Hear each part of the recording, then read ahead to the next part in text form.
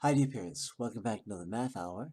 Today I'm going to show you how to graph a linear equation. Going right with this example, I have a linear equation here, y equals 2x plus 3. And I would like to plot this in my coordinate graph, which you can see over here. Now before I can plot anything, I need a table, an xy table, in order to get some points, some coordinate points. So let's make that xy table right now. So we have an x, y, table, and I need numbers. I need x values and I need y values in order to put them in my coordinate graph. How do I get these values? I can use my calculator right over here. Okay, starting from the beginning, in order to get the values that I need, I go to y equals and I type in my equation, which is 2x plus 3. Okay, and in order to get those values, the table of values, I click second function and I click on graph. And there we go. You can see the XY values given over here. Now, the graph that I'm going to be using goes all the way up to positive 10 and goes all the way down to negative 10. So that is my range. That is my limit. So if I look at my table of values, I notice that I can plot my graph up to minus 9. And minus 6, minus 9 is my maximum range. Because I cannot do minus 7 because y is equal to minus 11. It will not fit my graph. So I'm going to start with minus 6, minus 9. This will be my first coordinate point. Then I'm also going to get the others. Let's see what we got here. We got minus 5, minus 7. Okay, minus 5, minus 7.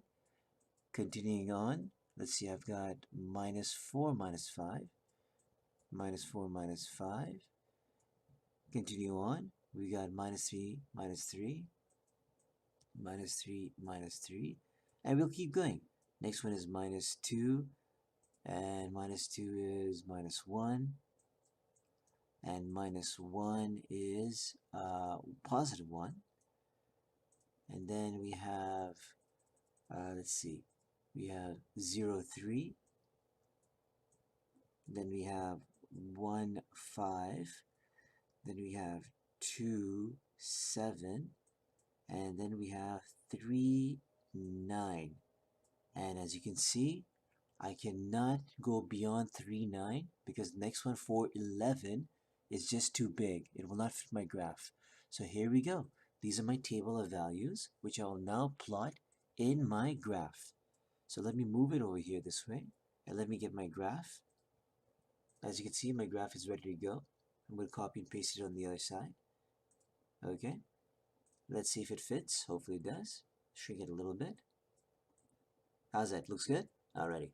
So let's go ahead and start plotting the points. I'm going to use my paintbrush over here. Alright.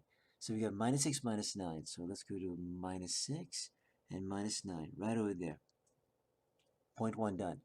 Minus 5, minus 7, which is right over here. Then we got minus 4, minus 5, which is right over here. Then we have minus 3, right there. We have minus 2, minus 1, right over here. We have minus 1, positive 1, which is right over here.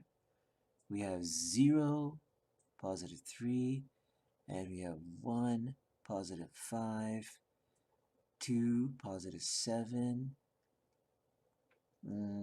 Let's see, is that 1, 2, 3, 4, 5, 6, 7. 2, positive 7 right there, and 3, positive 9. And there we go. We have plotted our coordinate points, and after you plot it, you need to draw a line connecting all these points. Now I'm using my paintbrush here, but you guys have to use a ruler, okay? So you take your ruler and you connect the dots. I'm going to use a different color. Let me use blue this time. And I'm going to use a different color, and I'm going to connect all these coordinate points like that. Make sure they're all connected. It's the best I can do over here. Alright? And of course, after you draw the line, you have to draw an arrowhead on both sides, because this line goes on forever, infinity. Alright?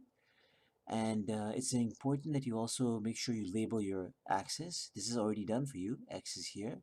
Obviously, this is Y. And of course, the numbers you have to label if they're not given to you. but most of the time we'll always give you the charts, graph charts with numbers on them. All right? Once you plot these points, you need to identify the x-intercept and the y-intercept. Now, if you remember, the x-intercept is where this line cuts into the y-axis. And you notice that it cuts right over here. This is your x-intercept. All right? And then we want to find out the y-intercept. Where does this line cut the y-axis? Well, looks like it cuts right over here. This is your y-intercept.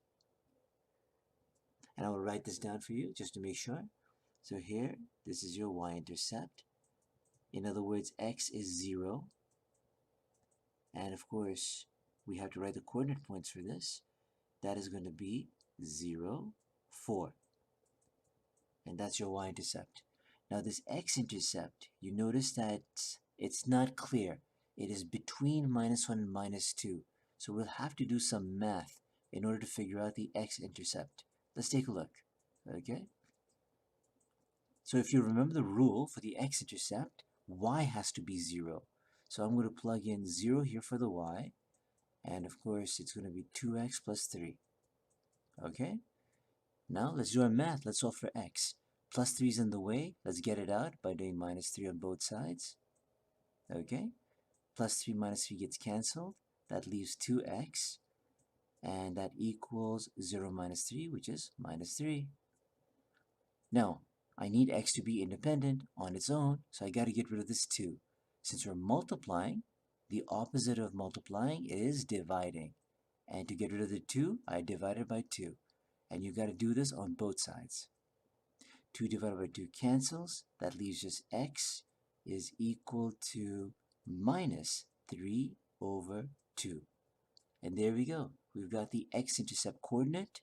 And in order to write this as a coordinate point, we will say the x-intercept is -3/2, 0. And that is what we will write here on this graph.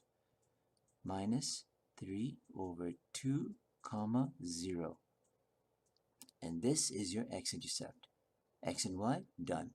And the final thing that you need to remember is when you draw a linear equation line like this, you must label the line as well.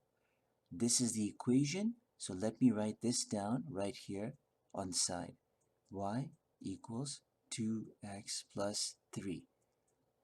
And there we go, kids. This is how you do a basic graphing of a linear equation. Thank you.